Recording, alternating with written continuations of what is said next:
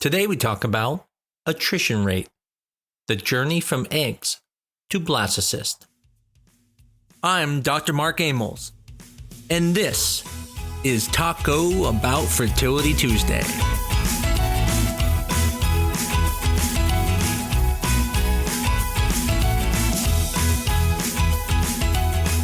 This is actually a really good follow-up episode to last week's episode. Last week's episode was talking about how to determine how many embryos you'll have at the end of a cycle and going backwards to determine how many eggs you need to start with if you want to have selective insemination. In this week's episode, we're going to talk about the attrition rate and what to expect with the number of eggs you start with and how many embryos to be expecting. See, in life, we get disappointed when expectations are not met. And so the point of this podcast is to help those expectations. Because I'll give you an example. I was at Denny's, and I love Denny's Moons Over My Hammy. It's one of my favorite breakfast sandwiches. But when I was in Flagstaff and I got the Moons Over My Hammy, I couldn't believe what I got. It only had one piece of cheese on, a little bit of ham, where normally it has two pieces of cheeses and all this other stuff. And I was sad. I thought, what is going on here? What created this sandwich so much different than before? Well, the same thing happens with IVF.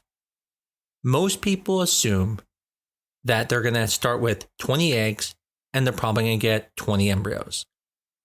But in reality, that is not true.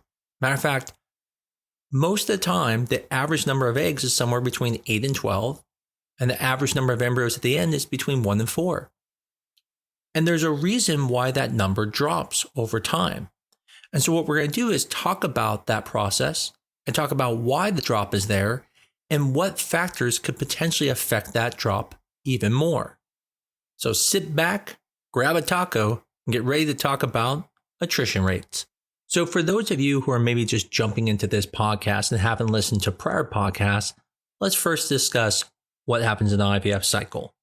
So what happens is, women are usually on a birth control to prime their ovaries to get ready for IVF, and that synchronizes the eggs so they're ready to eventually grow. And when we talk about growing more eggs, what we're talking about is growing the eggs that normally wouldn't have grown, but we're not making eggs. So if someone starts with 10 eggs at the beginning of the month, even though they release one egg, there's 10 there. We are making those other 9 grow in IVF. We're not making eggs from nowhere. Now, what happens is when you start giving medication to force those eggs to grow, the follicles that contain the eggs is what grows. And those follicles get bigger and bigger and bigger. And eventually there's a point where they're ready to be removed. And at that point, they take a shot called a trigger shot to make them release those eggs. Now, in those follicles, a needle is then placed to pull the fluid from them. And inside those, we find eggs. Those eggs can then be mature or immature, and if they're mature, they can be fertilized with sperm. And that can be done either with ICSI or with standard insemination, which means either with a needle or just naturally let them fertilize. Then those eggs become embryos, which are single cell embryos. Then those grow out the blastocysts, which are essentially the embryo that's going to implant into the uterus. So now that we've talked about the progression, let's talk about each step. So now you're going through the IVF process and you're at the point of measuring the follicles. So you're coming into your doctor's office several times a week and they're looking at your ovaries and seeing how big the follicles are getting. And as they're getting bigger, they'll say, okay, we see 15 eggs. Now at some point, they're going to be big enough where the doctor's being ready to retrieve those eggs and you're going to take that trigger shot. So that is the last point that those eggs have to grow. So from that point, whatever number you have is the number of potential eggs you have, but it is not the number of eggs that you can use. So let's use a couple numbers here. Let's just start with 10 to make it simple. A lot of people usually do get above 10 eggs, but it's an easy number to start with for the math. So we start with 10 follicles, and then we go to retrieve the eggs. Usually, most doctors get 100% of the eggs. Now, it's possible that there could be very difficult retrievals, and you can end up with less eggs. But for this podcast, we're going to assume 100% because, in general, most people do get about 100% of the eggs that they're expecting. There is that rare moment you don't, and usually there's a reason behind that, whether it's the trigger shot was bad, whether there was something wrong with the eggs, they were immature, there's even something wrong physically with that patient that causes it more difficult to get the eggs. And so we're going to assume 100%, and so now we get all 10 eggs. Now the part we don't know is how many are going to be mature. Now in my clinic, I do tell people what I expect to be mature, and I'm very conservative with that number. So for example, I might say to them, you're going to get 10 eggs, but I only think 7 are going to be mature. Your doctor may not give that information ahead of time. So if they don't, you're going to have to assume that not every egg is going to be mature. So if we start with those 10 eggs, there might only be 8 that are mature. Now, why this is an important step is because when you have immature eggs, you can't fertilize them right away. Now, if you're doing standard insemination, you can put the sperm with them and you can hope overnight that they fertilize.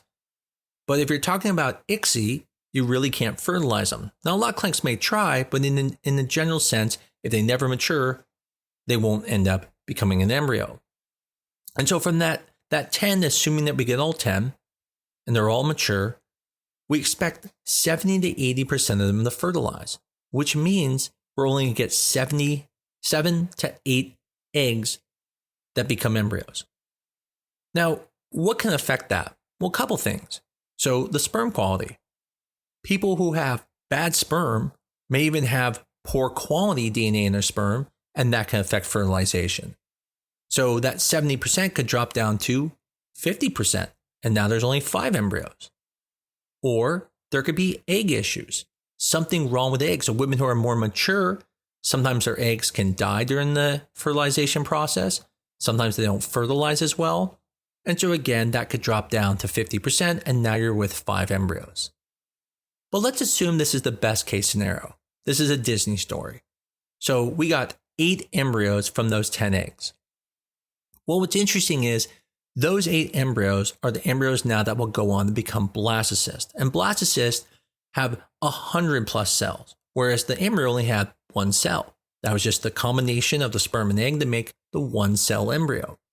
And then they grow over these 5 days until they become a blastocyst. And just like you would think, it splits from 1 to 2 cells to 4 cells to 8 cells to 16 cells. And then around about the 3rd to 4th day, then it becomes a morula, where there's now 30-something cells that start to make a kind of dense ball. And then that expands, and that becomes a blastocyst, which there's over 100 cells, usually by day 5 or 6. Now, during this journey from a single cell to the blastocyst stage, sometimes they'll stall. For example, sometimes they won't make it past day 3 or even past the single cell stage. Now, we expect about 50% of the embryos being at the single cell stage to make it to the blastocyst stage. Any good clinic is going to be around that 50%. Now, that doesn't mean you're going to get 50%. If you're someone who's 44, it may be much less. If you're someone that has really bad sperm, we tend to see sometimes that they'll stall around the cellular stage. But again, let's assume we're on this Disney story, and that of the 8 embryos, 4 of them make it to the blastocyst stage. So already we've gone from 10 eggs being retrieved all the way down to 4 embryos. And we'll stick with this Disney story, and this is going to be a princess, so we know she's under 35. Because I don't believe Disney has any princesses above 35, but please correct me if I'm wrong. So if they're under 35, we know that 60% of the eggs are going to be normal. And so we're going to be looking at somewhere around 3 to 2 embryos from the blastocyst that will be genetically normal, which means there's 1 or 2 of them that may be abnormal. And so from those 10 eggs, you now are left with 2 or 3 euploid embryos. Now, what's interesting is for that princess under 35, we know that those 3 embryos, if they put them back sequentially, one at a time, we'd be looking at around a 90% chance of a live birth. With the first embryo, it'd be close to around 50. With a second embryo, we'd be close to around 75. And with the third embryo, we'd be around 90%. And so for someone under age 35, 10 eggs is usually enough to come away with at least one live birth. And what's interesting about that is that's also the same number we talk about to have around an 80% chance of live birth when freezing eggs. 10 eggs equals one live birth in women under age 35. So let's use another example. Let's use 20 follicles are there. And of those 20 follicles, we get 20 eggs. Perfect. Of those 20 eggs, maybe 100% are mature. So we fertilize them. And let's say with ICSI, 70%. Now we're down to 14 embryos. And from those 14 embryos, then we'll be down to 7 embryos because of the blastocyst. 50% make it there. And from those 7, we know about 4 of them will be genetically normal because the princess is under age 35, and 3 of them will be genetically abnormal. Now, at this point, I want to make sure that you understand statistics do not present themselves in small sample sizes. What I mean by this is, when I say 4 should be genetically normal, that doesn't mean all 7 can't be completely abnormal. And that's because statistics don't really follow the pattern in small sample sizes. So flip a quarter 3 times and you get 3 heads, still a normal quarter. Flip it 2 more times. Now you have 5 heads, still a normal quarter. Now you flip that quarter 100 times and you tell me you get 100 heads. I know either you're lying or you have a fake quarter. And that's because in larger sample sizes, we start to see statistics. And so even if you, let's say, have had 4 kids, 5 kids, 6 kids, and they're all the same gender, we tend to start to think, oh my goodness, this person only makes boys or girls. But in reality, you just flip the quarter 5 or 6 times. You need to flip that quarter 100 times, meaning have 100 babies, before you could truly say that person only makes boys or girls. So how does it pertain to this? Well, I want you to understand that there is always going to be outliers. If someone has a very bad sperm sample, if someone has very poor egg quality, all of these statistics can change. But in general, you should think that you're going to get close to about 100% of your eggs retrieved. So starting with the follicles, if you wanted to be a little bit liberal with that number and say, well, just in case if my fertility doctor doesn't get all the eggs, assume 90 to 95% will be retrieved. When it comes to fertilization, think somewhere between 70 to 90%. And then when it comes to blastulation, think somewhere between 40 and 60%. So I'm taking all clinics and putting them in there, not our clinic. Using those stats, then you should be able to look at your situation and say, well, how many eggs did I have retrieved, and have a better idea of how many blastocysts you'll get. And so it comes to be about 25%. Again, it could be higher, up to 33%. But in general, 25 to 33% is what you expect from the number of eggs you have to the number of blastocysts you get. And that's normal. Most people get between around 8 to 12 eggs and come away with 1 to 4 embryos, which would be normal. Now, there are outliers, like I just said. I had a patient one time. She got something like 27 eggs, I believe it was. And of those 27 eggs, she got 26 embryos. And I remember she was actually very upset and saying like, well, what happened to that last embryo? And I'm like, you just basically pulled off a miracle and you're worried about why 1 egg didn't make it. So sometimes people have very weird expectations. So by you having the right expectations, you're going to come away at least not disappointed. But I've seen people get 3 eggs, 3 blastocysts from it, all 3 come back normal. And I've seen other people who have 26 eggs and then end up having very few blasts, sometimes even 1. And this is why I always bring up the point. The most important part is the fertilization. It doesn't matter if you start with 1 million eggs. If only 10 fertilize, you only have 10 embryos to work with, and you can't get more blastocysts than the beginning embryo number. Whether it's 100% or 50%, you still have to start with an embryo. So that is going to be the biggest step where you should be not worried, but really where you're holding your breath, because your doctor's not going to have problems getting the eggs. It's very uncommon. And fertilization in general can be bad, but in general, it's about, like I said, that 70, 80%. But if you have immature eggs, if you have eggs that are dying at the time of fertilization, and you only end up with a few embryos, That's where now it gets a little more scary because now you're dependent on the lab of hopefully getting every single one of those embryos to make it the blastocyst. And if you're older, there's less likelihood that you're going to get good blastulation rates. As I started in the beginning, this is not to be a pessimistic view. This is to help people be more prepared in what to expect. If you're expecting the worst, you're going to feel great then.